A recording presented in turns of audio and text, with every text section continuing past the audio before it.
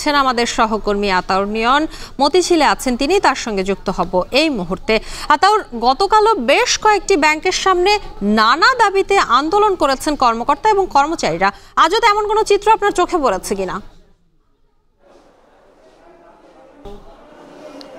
যেমনটি বলছিলেন যে আমরা গতকাল দেখেছি, শুধু গতকাল বললে ভুল হবে, আমরা গত 6 আগস্ট থেকে দেখে আসছি যে যখন তৎকালীন সরকার দেশ ছাড়েন, পদত্যাগ করেন, এরপরেই কিন্তু যে ব্যাংকগুলো রয়েছে যেখানে বলা হয়েছে দীর্ঘদিন ধরে সেখানে অনিয়ম বা দুর্নীতি চলে আসছে এবং সুবিধাবাদী কিছু লোক রয়েছে যাদেরকে কিন্তু সুবিধা দেওয়ার কারণে ব্যাংকগুলোতে আর্থিক ক্ষতি, খেলাপি ঋণের পরিমাণ, অর্থ পাচার এই পরিমাণটা কিন্তু অনেক বেড়ে গিয়েছে, যে কারণে ঊর্ধ্বতন কর্মকর্তাদের পদত্যাগ এবং বোর্ড পুনর্গঠনের দাবিতে বেশ কিছু গত 6 আগস্ট থেকে কিন্তু বেশ কিছু ব্যাংকে এই ঊর্ধ্বতন কর্মকর্তা বা এইসব দাবিতে আন্দোলন করেন একপক্ষ কর্মচারীরা। তো গতকালকে একটি দুর্ঘটনা ঘটে, যেটা আমরা জানি যে ইসলামী ব্যাংকে 5 জন গুলিবিদ্ধ হয়ে আহত হন।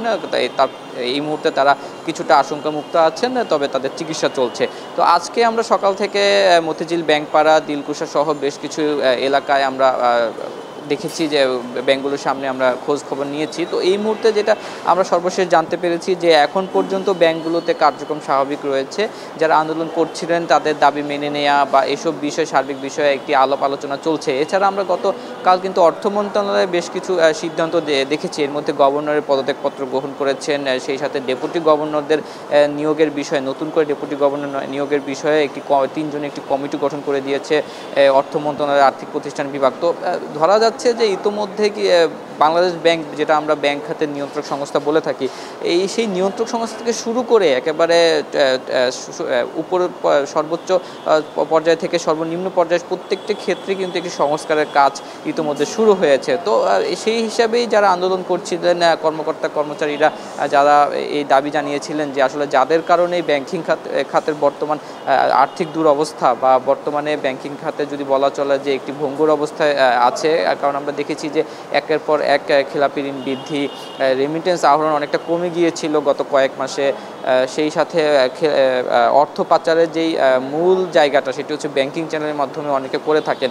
তো সেই জায়গাগুলো আসলে সংস্কারের যখন দাবি জানানো হয় যে এগুলো যদি সংস্কার করা যায়, তাহলে আমাদের যে আর্থিক খাত বা যদি আমরা দেশের অর্থনীতি বলি, তার যে মূল চালিকা শক্তির যে একটি বড় জায়গা, সেই জায়গাটা আসলে যদি শক্তিশালী হয়, তাহলে হয়তো অর্থনীতি খুব বেশি ভালো বা পুনরুদ্ধার না হলেও কিন্তু বেগবান হবে এবং অনেকটাই সচল হবে বা স্বাভাবিক অবস্থায় ফিরে আসবে।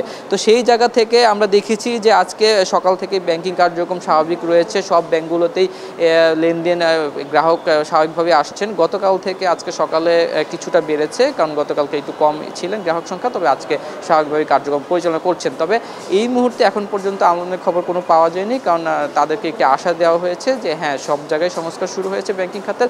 আশা করা যাচ্ছে যে যেসব জায়গাগুলো যাদের কারণে ব্যাংকিং খাতের এই অবস্থা খারাপ হয়েছে, তাদের বিরুদ্ধে ব্যবস্থা নেওয়া হবে এবং সেসব জায়গায় সংস্কার করা হবে। তো এই ছিল ব্যাংক খাতের বিষয়ে আমার কাছে এই মুহূর্তে সর্বশেষ। ব্যাংকিং খাত এবং শেয়ার বাজারের খবরাখবর জানাচ্ছিলেন সহকর্মী আতাউর নিয়ন। এদিকে 40 বছর পার